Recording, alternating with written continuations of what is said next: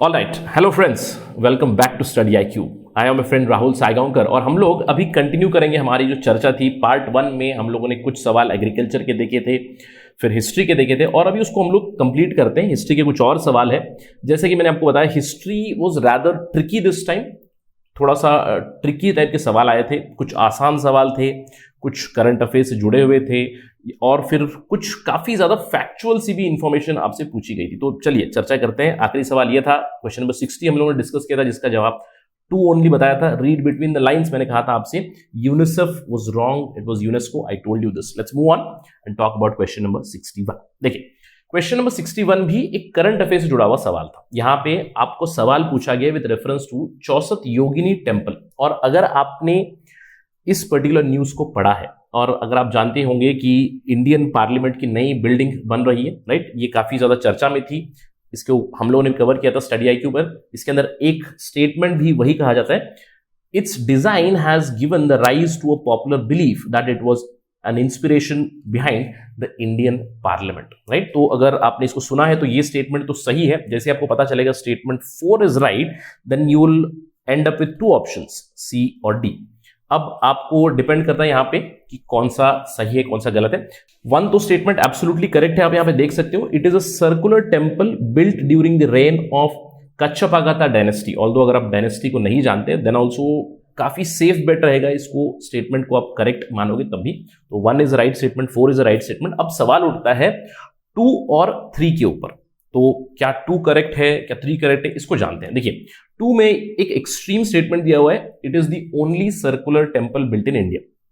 Quite obvious this statement is wrong. जैसे आपको पता चलेगा 2 is wrong, then you end up with the right answer, that is C. और आपने इस न्यूज को भी जरूर देखा होगा, temples which have inspired the design of Indian Parliament. It was in news 2019-2020 में काफी ज्यादा ये चर्चा का विषय बना हुआ था। और इस स्टेटमेंट को मैंने बताया कि it is the only circular temple built in India. अब absolutely an extreme statement which is quite wrong, क्योंकि अगर हम लोग इंडियन टेम्पल आर्किटेक्चर की बात करें, आपने जरूर सुना होगा Dravida temple, right, the Dravidian style, the shikhara style temple architecture हम लोगों ने देखा हुआ है। लेकिन उसमें अगर आपने थोड़ा सा क्लोजली पढ़ा होगा तो you also have something called as Vrittayata, right, Vrittayata style of temples. Predominantly आपको सदर्न साइड में बहुत मिलेंगे। Pallava dynasty is known for this. Vrittayata is nothing but the temple design where circular temples are built. तो ये स्टेटमेंट गलत है, इससे हम लोग ऑलरेडी आंसर में पहुंच चुके हैं। और तीसरा भी स्टेटमेंट गलत हो जाएगा, क्योंकि देखिए it is meant to promote Vaishnav cult. अब यहां पे गिव अवे भी है आपके लिए। क्या गिव अवे है? सिंपल चीज है, चौसत योगिनी टेम्पल यहां पे बताया गया। अब योगिनी टेम्पल है तो why would they promote Vaishnav cult, ये भी एक सवाल उठ जाता है। तो इससे भी आप एलिमिनेट इसको कर सकते हो। द आंसर इज 1 और 4। आई होप कि आपने इसको टिक किया हुआ। चलिए अगले सवाल पे चलते हैं, question number 62। Now this was one of the easiest question. अगर आपने इसको पढ़ा है, अगर आप हरप्पन साइट्स को देख चुके हैं तो ये काफी आसान सा सवाल था। Which one of the following ancient towns is well known for elaborate system of water harvesting and management of series of dams and channelising water into connected reservoirs. अब इसका आंसर हम सब लोग जानते हैं, इट इज धोलावीरा। इनफैक्ट काफी सालों से न्यूज में है। इनफैक्ट मैं कहूंगा 3 से 4 सालों से, जब से धोलावीरा हैज बीन फाउंड, इसके ऊपर रिसर्च चल रही है, तो हमेशा न्यूज आती रहती है। इनफैक्ट आपने ये जरूर सुना होगा, Dholavira is the most spectacular Indus valley site. इसी से एक जुड़ी हुई खबर भी थी, climate change might have been responsible for its demise करके। इसमें चर्चा यही हुई थी कि यहाँ पे काफी सारी वाटर बॉडीज मिली थी, काफी सारी सीरीज ऑफ डैम्स मिली है, वाटर चैनलाइज किया हुआ था। ये काफी ज्यादा चर्चा में था। आई होप कि आपने इसको सही किया होगा। This was one of the easy questions and if you have missed out on it then it's a loss for the aspirant. So please focus on current affairs. आप इस पर्टिकुलर डिस्कशन में देख रहे होंगे करंट अफेयर्स बेस्ड कितने सारे सवाल आते हैं, करंट अफेयर्स आपको किस तरह से पढ़ना है, ये भी आप धीरे धीरे जान रहे होंगे, राइट। अब अगर हम लोग बात करेंगे अगले सवाल की, क्वेश्चन नंबर 63। देखिए यहां पे ये काफी टफ सा सवाल लगता है, राइट। सवाल है, in the first quarter of 17th century which of the following were or was the factories that east India company created. यानी कि ईस्ट इंडिया की कौन सी फैक्ट्रीज लोकेटेड थी इन एरियाज में, किसमें थी करके पूछा गया। अब देखिए यहां पे आपको सबसे पहले कुछ चीजों पे ध्यान देना है। यहां पे बताया गया first quarter of 17th century, मतलब सबसे पहले आप डेट लिख लीजिएगा इस कॉर्नर में। 17th century का फर्स्ट क्वार्टर क्या होगा? 25 साल, शुरुआत के 25 साल 1600 से लेकर 1625 तक। अब आपको फोकस यहां पे करना है कि इस समय के दौरान ईस्ट इंडिया कंपनी ने कहां कहां सेटअप किए थे अपनी लोकेशंस या फिर अपनी फैक्ट्रीज करके आपको ध्यान रखना है। अगर आपको डेट याद भी नहीं आ रहा है, और क्वाइट अंडरस्टैंडेबल है क्योंकि डेट तो किसी को याद नहीं रहेगी, it's very very tough physically to remember these things, लेकिन कुछ कुछ सिग्निफिकेंट चीजें आप रिमेंबर रख लेते हो कि 1600 में ईस्ट इंडिया कंपनी आई, फिर उसके बाद Thomas Roe visited Jahangir court etcetera, और 1612 में आपको याद होगा 1612 में सूरत में एक फैक्ट्री सेट की थी। तो अगर आपको इतना भी अगर आपको याद है तो you can come to a conclusion here. अगर आप लोकेशन देखिए, ब्रोच और Bharuch towards the western side, right, Chicacole या फिर अगर श्रीकाकुलम हम लोग कहेंगे, तिरुचिरापल्ली, राइट, तिरुचिरापल्ली, ये दोनों आपको मिलेंगे towards the eastern coast, but Bharuch you find it on the western coast. और अगर आप डेट को देखोगे 1600 से लेकर 1625 तक, यू विल रियलाइज कि इस पीरियड में बहुत ही कम फैक्ट्रीज बनी थी ब्रिटिश की। अगर हम लोग यहाँ पे मैप देखिए, इसका आंसर मैंने आपको बता दिया है, 1 ओनली ए। अगर आप मैप देखोगे, सूरत 1612, इनफैक्ट भरूच में 1618 में बनी है। लेकिन आप किसी भी इंग्लिश फैक्ट्री को देखिए, ऑल्दो यहाँ पे सारे के सारे जो कॉलोनाइजर्स थे उनका डेटा यहाँ पे दिया गया है, लेकिन आप ब्रिटिश का मैप देखिएगा, 1658 हुगली, 1690 कैलकाटा, और बाकी जो भी यहाँ पे आपको मिलेंगे, it is after the second half of 17th century, 1650 के बाद ही इस तरफ बने हुए। तो उस लॉजिक से आप सही जवाब पे आ सकते हैं। 1 only is the answer here, only in Bharuch और Broach you will find a factory located between 1600 to 1625। Alright, तो थोड़ा सा ट्रिकी सवाल था, डेट बेस्ड सवाल था, लेकिन यहाँ पे आप लॉजिक यूज करके, एनालिसिस यूज करके आप इस सवाल के जवाब पे एंड में आ सकते हो। अगर आपने इसको अटेम्प्ट नहीं किया है, then I do understand, because it is very very tricky question. इसके अलावा 64 क्वेश्चन नंबर, देखिए question number 64 was a much straightforward kind of question. अगर आपने क्लोजली हिस्ट्री को पढ़ा है, specially at the cusp of ancient and medieval history के बारे में, हर्षवर्धन के टाइम का पीरियड आपने पढ़ा हुआ है, यहाँ पे वो बताया गया कि from the decline of Guptas until the rise of Harshavardhana in the early 7th century, right, 600 to 650 समझ लीजिए, which kingdoms were holding power in northern India। अब इसका जवाब इजीली आपको मिलेगा अगर आपने हिस्ट्री की किताबें पढ़ी हुई है, एनसीईआरटीज पढ़ी हुई है, राइट, तमिलनाडु की हिस्ट्री बुक्स अगर पढ़ी हुई है, आप देख सकते हो decline of Guptas, it led to rise of Pushyabhutis of Thanesar, Maukharis of Kannauj and Maitrakas of Vallabhi, right. तो यहाँ पे the answer would become 1, 3, 4, 6 because Guptas of Magadha is also here. Apart from that, Paramaras of Malwa उस समय पे थे नहीं, क्योंकि मालवा में लड़ाई चल रही थी। इनफैक्ट जो डिक्लाइन हो रहा था गुप्तास का, उनके बीच और हुनास के बीच, हुनास की जो पहले किंगडम मिहिरकुला, लड़ाई चल रही थी मालवा में। इसके अलावा देवगिरी, ये तो गिव अवे है, आप 5 को सीधे से एलिमिनेट कर सकते हो। वेयर इज देवगिरी, राइट, आपको याद होगा that Muhammad bin Tughlaq, if I'm not wrong, he shifted the capital city from Delhi to Devagiri. So you do understand that Devagiri is towards south of Narmada, right? So it does not come in as a kingdom of northern India. तो इसको तो आप सीधे सीधे eliminate कर ही सकते हो। तो you end up with this particular answer. Again, यहाँ पे आपको specific knowledge की जरूरत पड़ेगी। अगर आपने अच्छे से closely इसको पढ़ा है तो it was quite easy to attempt, but again I would put it in the tough to moderate range of questions. So history आप देख रहे हो कि काफी मिक्स तरह के सवाल आ चुके हैं, कुछ बहुत ही आसान, मैं कहूंगा लल्लू सवाल, और कुछ बहुत ही टफ सवाल, और कुछ फैक्ट बेस्ड क्वेश्चंस भी आए हुए हैं। Let's move on to question number 65. Right, question number 65 again a very tricky question, जहां पे एक राइटर के बारे में पूछा गया। Writer, Portuguese writer Nuniz, who visited the Vijayanagara empire. और विजयनगर एम्पायर को बहुत से लोगों ने विजिट किया है, राइट, पेस, डोमिंगो, नुनीज, आप लोगों ने बहुत सारी राइटर्स के बारे में पढ़ा जरूर होगा। तो यहाँ पे पूछा है कि नुनीज ने क्या कहा है about women in Vijayanagara empire, right. तो again this is a very very factual and a tricky question, क्योंकि यहाँ पे एक ऑप्शन है रेसलिंग, राइट। तो आपको लग रहा होगा कि ये नहीं होगा, या फिर एस्ट्रोलॉजी, या फिर सूदसेइंग, अकाउंटिंग। इसका जवाब है ऑल दी अबव।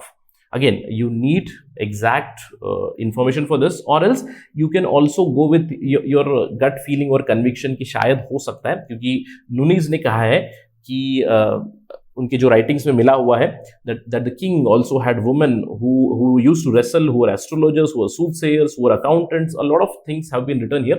तो एक एजुकेटेड गेस से आप इसको अटेम्प्ट कर सकते थे, but again this was again a moderate to a tough question from history. Right, let's move on to the next question. Question number 66. Again, this was one of the easier questions. Easier question, अगर आप आंध्र प्रदेश से हो तब तो आप इसको जानते ही होंगे. With reference to Madanapalli, Andhra Pradesh, which of the following statements is correct? Again, I expect the aspirants to know this particular, क्योंकि ये बहुत ही factual question है. मदनपल्ली के बारे में इंडियन फ्रीडम स्ट्रगल से जुड़ी हुई एक चीज है जो आपको जाननी चाहिए. इसका आंसर है Rabindranath Tagore translated the national anthem from Bengali to English here. Again, this has been a part and parcel of freedom struggle.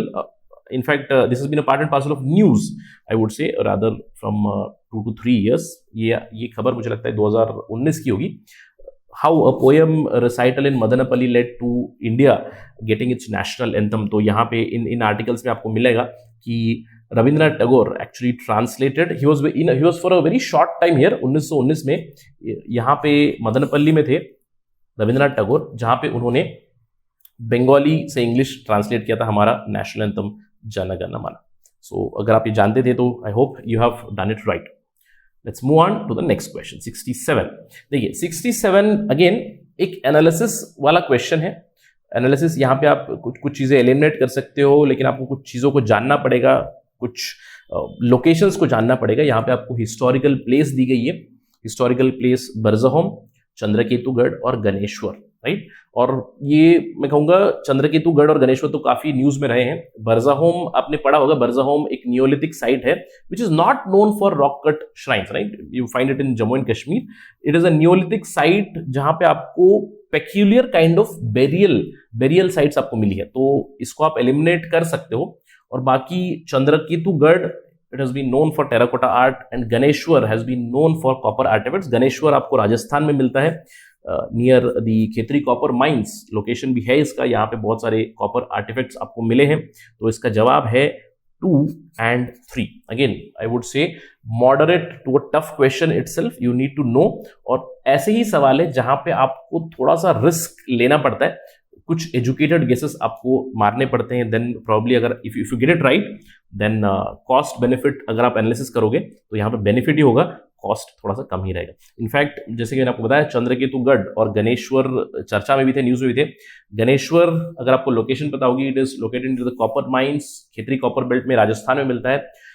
इसके अलावा टेराकोटा फिगरीन्स की स्मगलिंग काफी चर्चा में रही है, specially eastern corridors of India में. बहुत आपको खबर आपने देखी होगी कि इंडिया से बहुत सारे आइडल्स जो एंशियंट आर्टिफैक्ट्स है इंडिया से, उनकी स्मगलिंग होती रही है. ईस्टर्न इंडिया में काफी ज्यादा कॉरिडोर्स है. और Chandraketugarh it is known for an incredible array of terracotta pottery. We all know this, right. So I hope कि आपने इसका जवाब दिया है D, right. Let's move on and talk about question number 68. Question number 68 again इसको तो मैं tough category में डाल दूंगा. It is a really tough category question and if you have not attempted it I would totally understand it. क्योंकि देखिए यहाँ पे consider the following statements, purely memory based analysis करनी पड़ेगी, लेकिन आपको कुछ dates याद रखने पड़ेंगे, right. पूछा गया है कि पहला statement, it was during the reign of Iltutmish that Chengiz Khan reached Indus in pursuit of the fugitive Khwarizm prince. Very very tough statement. You do not know the dates. अगर आप statement 2 देखें, it was during the reign of Mohammad bin Tughlaq that Timur occupied Multan, right. अगर आपको dates याद है तो to certain extent you can attempt it. Question number 3 says it was during reign of Devaraya II that of the Vijayanagar empire that Vasco da Gama reached Kerala. Vasco da Gama हमको पता है कि 1498. इस डेट को मुझे लगता है कि शायद कोई भूल पाएगा, लेकिन बाकी जो डेट्स है it is very tough to remember. तो अगर आपको चीजें पता है then you can easily attempt it. The correct answer is A. But if you have left this question I totally understand, क्योंकि अगर मैं आपकी जगह होता, मैं अटेम्प्ट कर रहा था, तो I wouldn't even have touch this particular question. It was a very peculiar kind of a question जहां पे आपको डेट्स जाननी पड़ेगी. इल्तुतमिश थर्ड किंग थे स्लेव डायनेस्टी के.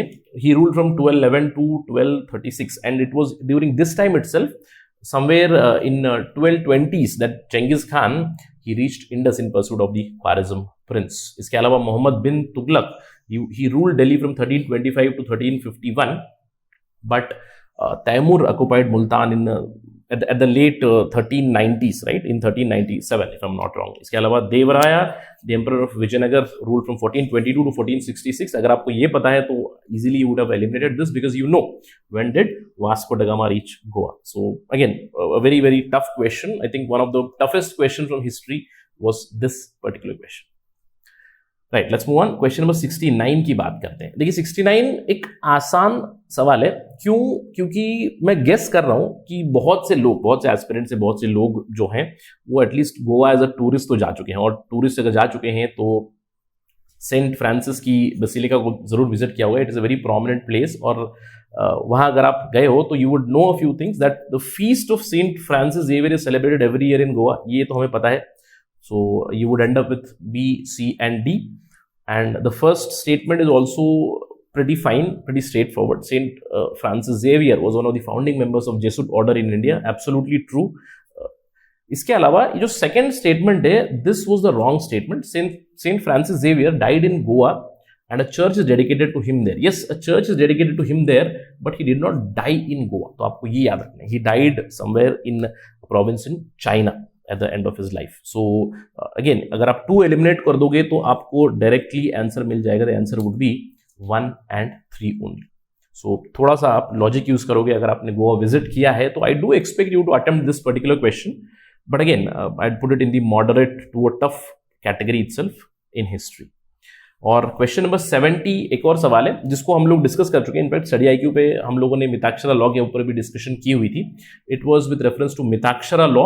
यहाँ पे कुछ स्टेटमेंट दिए गए हैं about Mitakshara law and Dayabhaga law, right. इसको हमने डिस्कस किया था. मिताक्षरा वो civil law of upper caste, while Dayabhaga वो civil law of lower caste. आपको ये जानना है कि ये एब्सोल्युटली गलत स्टेटमेंट है, क्योंकि मिताक्षरा हिंदूज पे सबको अप्लाई करता था, upper caste, lower caste, everybody. But Dayabhaga जो सिविल लॉ था, it was predominantly found in Assam, right. अब ये जो सेकंड स्टेटमेंट है, in the Mitakshara system the sons can claim right to property during the life time of the father, whereas in the Dayabhaga system it is only after the death of father that sons can claim the right to property. This is a very very right statement. I'm quite sure कि अगर आपने पढ़ा होगा, this is very logical statement also, क्योंकि अगर आप 2 सही है समझोगे तो 50-50 पे आप पहुंच जाओगे A और B पे. But if you're able to eliminate the statement 1, then you would already end up with the answer B2 only. The third statement is again absolutely wrong statement. The Mitakshara system deals with the matters related to property held by male members only of a family, whereas the Dayabhaga system deals with matters related to property held by both male and female members of a family. Again, this is a very wrong statement. Or this was perhaps discussed. We do know that we have discussed this particular article. अगर आपको याद होगा कुछ महीनों पहले in 2020 itself we had discussed this. The inheritance rights of women was in news. तो अभी तक आपने यहाँ पे समझ लिया होगा कि कितना इंपॉर्टेंट है current affairs. Even in history, जब भी आप करंट अफेयर्स की कोई न्यूज पढ़ोगे, कोई आर्टिकल पढ़ोगे, वहां से हिस्ट्री के पर्सपेक्टिव से आपको चीजें कैसे पिकअप करनी है, that was very very important and I hope you did it. I hope you did very well in the examination. In fact पहले पार्ट में मैंने आपको एक सवाल बताया था, क्वेश्चन नंबर 58, और जिसका मैंने आंसर बताया था आपको कि it is 2 only. Although there are many articles, there are many things which do highlight, it's a very tricky question, which do highlight that Mysore kingdom was emerged or created out of Vijayanagar empire. This is absolutely wrong statement, but there is some confusion about Nizamat of Arcot. देखिए Nizamat of Arcot, it did not emerge out of Hyderabad state per se according to my understanding. जब भी और research करेंगे, clarity आएगी तो मैं आपको बताऊंगा.